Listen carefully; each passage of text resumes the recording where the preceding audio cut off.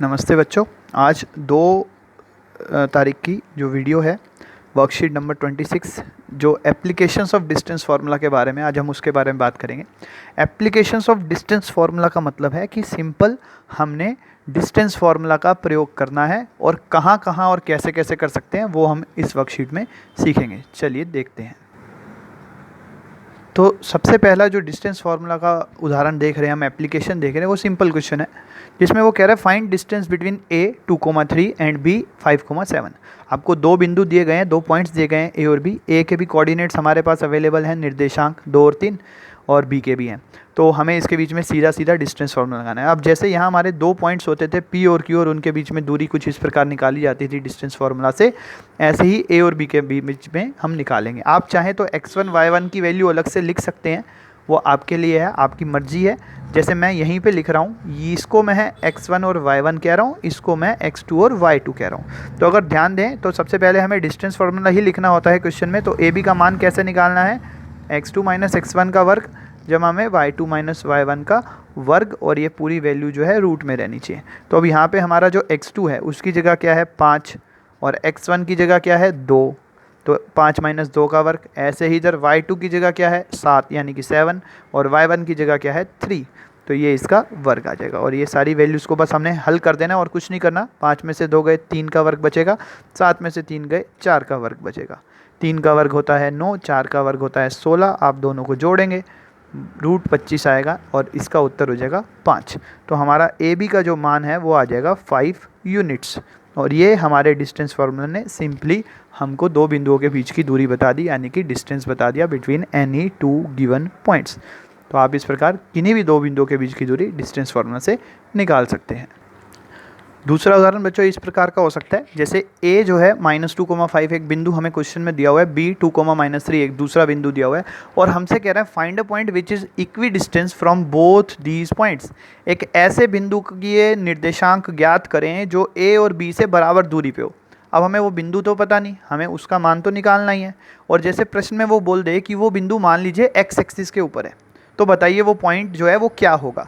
तो हम क्या करते हैं, हमें पता नहीं है वो बिंदु क्या है, तो हम उस बिंदु को P मान लेते हैं। हम लिख लेंगे let the point B P, और उसके कोऑर्डिनेट्स हम लिखेंगे x,0।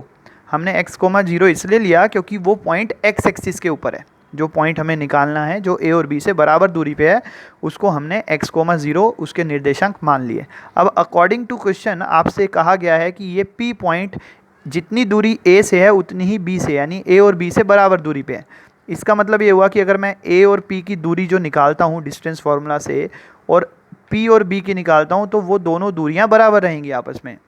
a का p से जो दूरी है डिस्टेंस है, और b का जो p से डिस्टेंस है, वो दोनों बराबर है। तो मैंने AP बराबर BP लिख लिया। अब यहीं पे हम क्या करेंगे, स्क्वेयरिंग बोथ साइड्स, दोनों ओर वर्ग कर देंगे। आप ये वर्ग जो है वैल्यू डालने के बाद भी कर सकते हैं और पहले भी कर सकते हैं। इससे फ़ायदा क्या होगा कि ये जो हमारा डिस्टेंस फार्मूला में जो स्क्वायर रूट आता है, ये स्क्वायर रूट हट जाएगा पहले ही। तो AP का वर्ग बराबर BP का वर्ग, ये हमने फॉर्मूला लगाने के लिए अब ये वैल्यूज़ ढूंढनी है। अब देखिए, जब मैं AP की दूरी निकाल रहा हूँ तो यहाँ पे जो A है इसके कोऑर्डिनेट्स को मैं x1 और y1 बोल रहा हूँ, और P के कोऑर्डिनेट्स को मैं x2 और y2 बोल रहा हूँ। तो उस आधार पे जब A और P का डिस्टेंस निकालेंगे तो हमारा फॉर्मूला बनेगा x minus -2 square plus y की वैल्यू क्या है y2 की 0 माइनस 5 का वर्ग। और क्योंकि मैंने पहले से ही वर्ग लगा दिया था तो इसलिए मैं इस पर स्क्वायर रूट नहीं लगाऊंगा। ठीक है। ऐसे ही जब हम BP के बारे में बात करेंगे तो इसको जो है 2 मिनट के लिए अब आप भूल जाइए, ये हमारा रफ में बस सोचने का तरीका है। अब जब BP की बात करेंगे तो B के जो कोऑर्डिनेट्स हैं 2 और -3, इसको मैं x1 y1 मान लूँगा, और P के कोऑर्डिनेट्स जो x0 हैं इसको x2 y2 मान लूँगा। और ऐसा करने पे जब मैं BP का वर्ग निकालता हूँ तो देखते हैं आइए क्या होता है। तो आपका BP का वर्ग जो है वो कुछ इस प्रकार दिखेगा आपको, x माइनस 2 का वर्ग जमा में 0 माइनस -3 का वर्ग। और अब हमें जो है इधर भी रूट नहीं लगाना क्योंकि हमने पहले से ही यहाँ पे स्क्वेयरिंग कर दी थी। अब आपको इसको बस हल करना है। तो चलिए जब इसको सरल करेंगे, इसको हल कर लेंगे, ये माइनस माइनस प्लस हो जाएगा और यहाँ पे -5 का वर्ग बचेगा, सामने x माइनस 2 का वर्ग बचेगा, और यहाँ पे जमा के 3 का वर्ग बचेगा। जब आप इस पूरे समीकरण को हल करते हैं, आपको ये सारे वर्ग खोल देने हैं और हल कर देना है। तो मैं आपको दिखाता जब आप वर्ग खोलेंगे तो कुछ इस प्रकार से दिखेगा, x जमा 2 का वर्ग हमने खोल दिया, ये 3 टर्म आ गई हैं यहाँ पे हमारे पास, और 5 का वर्ग 25, ऐसे x माइनस 2 का वर्ग और 3 का वर्ग। अगले स्टेप में आप देखेंगे कि x का वर्ग x के वर्ग से कट गया क्योंकि दोनों साइड सेम था, 4 से 4 कट गया क्योंकि दोनों साइड सेम था। इधर जो 4x बचा है ये माइनस का 4x इधर ला के प्लस का हो गया, ये 25 सामने जाके घटा का हो गया, वहाँ 9 पहले से था। जब हम इसे घटाएंगे तो 8x बराबर -16 आ जाएगा। अब ये 8 को सामने ले जाके भाग कर देना है, तो x का मान आ गया -16/8, यानी कि x का मान आ गया -2। अब x की वैल्यू -2 आ गई, हमने पॉइंट x, 0 माना था, यानी हमारा फाइनल आंसर जो है वो ये हो गया कि p पॉइंट की वैल्यू जो है -2, 0 हो गई, ये इसके कोऑर्डिनेट्स आ गए। अब देखिए जो तीसरा प्रकार है, किस प्रकार से डिस्टेंस फार्मूला का प्रयोग किया जा सकता है, वो कुछ इस प्रकार से है। जैसे यहाँ पे तो उसने बोल दिया था पॉइंट x और x एक्सिस के ऊपर है, इसलिए हमने x0 ले लिया और सिंपली x की वैल्यू आ गई। अभी वो कह रहा है ये a है, ये b है, फिर से वैसी ही बात कर रहा है कि ये दोनों पॉइंट x से समान दूरी पे। अब वो x पॉइंट कुछ भी हो सकता है, वो x एक्सिस के ऊपर नहीं है, वो कुछ भी कहीं भी हो सकता है। तो उसके दोनों कोऑर्डिनेट्स हमने ले लिए x, y, उस बिंदु को हमने x, y मान लिया जो हमें नहीं पता, और वो a और b से बराबर दूरी पे है। तो इसका मतलब a पॉइंट का जब इस पॉइंट से डिस्टेंस निकालेंगे ax, और जब b पॉइंट का इस पॉइंट से डिस्टेंस निकालेंगे bx, तो वो दोनों बराबर होगा। जैसा यहाँ पे था हूबहू, यहाँ पे भी हम स्क्वेयरिंग कर देंगे दोनों ओर की, वर्ग कर देंगे, और हमारे पास आ जाएगा ax का वर्ग बराबर bx का वर्ग है। और जैसे हमने वहाँ डिस्टेंस निकाल के दोनों को इक्वेट करा था, यहाँ पे भी हम दोनों को इक्वेट कर देंगे। तो ये इस प्रकार बन जाएगा कुछ, तो ये कुछ ऐसा आ जाएगा। मैंने जो है इसको x1 y1 माना था और इसको x2 y2, इसलिए इस फॉर्म में आया, और फिर इसको x1 y1 मान के इसको x2 मान के ये फॉर्म आई। आप अगर इसको x1 y1 मान लो और इसको x2 y2 मान लो तो भी कोई फ़र्क नहीं पड़ेगा, बस उल्टा हो जाएगा। यहाँ पे 5 - x और 4 - y हो जाएगा, और यहाँ पे 7 - y और 3 - x हो जाएगा। लेकिन जब आप उसे हल करेंगे तो आपका उत्तर सेम आएगा, तो वो आपको घबराने की कोई दिक्कत नहीं है। और फिर जैसे हमने यहाँ पे इसको हल करा था, दोनों सारे वर्ग खोल दिए थे, जो जो पॉइंट कट रहा था वो काट देंगे आपस में, और इस प्रकार जब आप इसे हल कर लेंगे तो आपके पास इस प्रकार का एक समीकरण बचेगा। जैसे यहाँ पे बच रहा है 4x - 6y बराबर में -17, क्योंकि यहाँ पे x और y दोनों नहीं है हमारे पास, तो हमारे पास लास्ट में एंड में एक समीकरण बच जाएगा, लीनियर इक्वेशन इन 2 वेरिएबल्स बचेगा, क्योंकि दोनों वेरिएबल की वैल्यू हमारे पास अवेलेबल नहीं है। तो ये जो समीकरण बचता है इसी को रिलेशनशिप कहते हैं, यानी कि संबंध कहते हैं। यानी कि इन बिंदुओं का और x y का जो आपस में संबंध बनेगा, रिलेशनशिप बनेगा, वो कुछ इस प्रकार बनेगा। हल करने का तरीका पूरा इसी प्रकार से है, बस आपको इसको सॉल्व करते जाना है। यहाँ पे एक वेरिएबल होगा तो उसकी वैल्यू निकल के आया करेगी आपके सामने, लेकिन जब 2 वेरिएबल्स होंगे, 2 मिसिंग वैल्यू होगी, तो वैल्यू नहीं निकलेगी, एक लास्ट में इक्वेशन बच जाया करेगी। इसी प्रकार से बच्चों डिस्टेंस फार्मूला के और भी कई सारे यूज़ हैं, बहुत सारे। जहाँ पे भी आपको दूरी की बात आएगी, लंबाई की बात आएगी, ऐसा कुछ भी आता है तो आप डिस्टेंस फार्मूला लगा सकते हैं। जैसे मैं आपको एक उदाहरण देता हूँ, मान लीजिए आपको 3 पॉइंट दे दिए गए, ए इसके जो भी कोऑर्डिनेट्स दिए जाएंगे, बी दे दिया गया और सी दे दिया गया, और आपसे कहा चेक कीजिए ये कोलिनियर है कि नहीं। कोलिनियर का मतलब होता है तीनों बिंदु एक सीधी रेखा में आ रहे हैं कि नहीं आ रहे, और कोई भी बिंदु कहीं भी आ सकता है, ए बी सी आ सकते हैं, हो सकता है सी यहाँ आ रहा हो और बी यहाँ आ रहा हो सकता है यहाँ पे ए आ रहा हो, यहाँ पे सी आ रहा हो, उससे हमें कोई मतलब नहीं है। लेकिन अगर तीनों बिंदु एक सीधी रेखा में आ रहे हैं तो उन्हें कोलिनियर कहते हैं।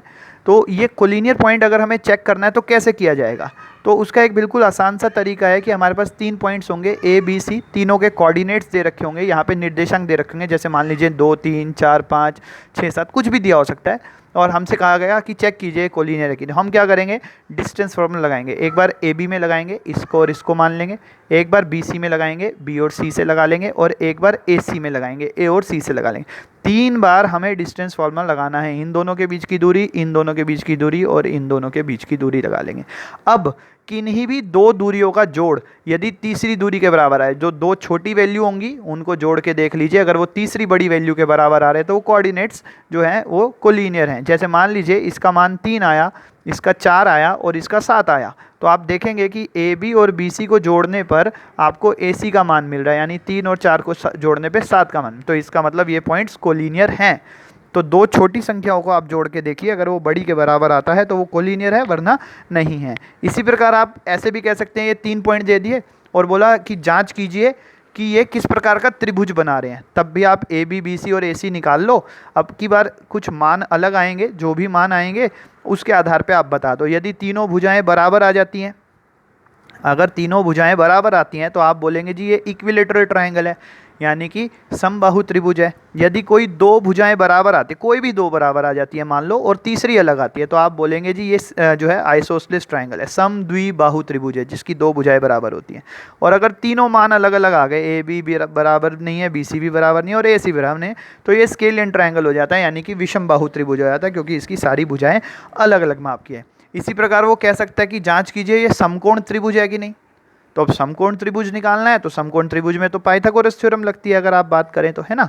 तो समकोण त्रिभुज निकालने के लिए भी आपको ऐसे ही करना है, दो छोटी भुजाओं का वर्ग ले लेना है एक तरफ और बड़ी भुजा का वर्ग ले लेना है एक तरफ, जो बड़ा वाला माप आया। यदि दोनों साइड लेफ्ट हैंड साइड और राइट हैंड साइड बराबर आ रही हैं तो वो समकोण त्रिभुज बनेगा, क्योंकि पाइथागोरस थ्योरम लग रही है। और अगर दोनों साइड बराबर नहीं आ रही तो वो पाइथागोरस थ्योरम नहीं लग रही, यानी कि वो समकोण त्रिभुज नहीं है।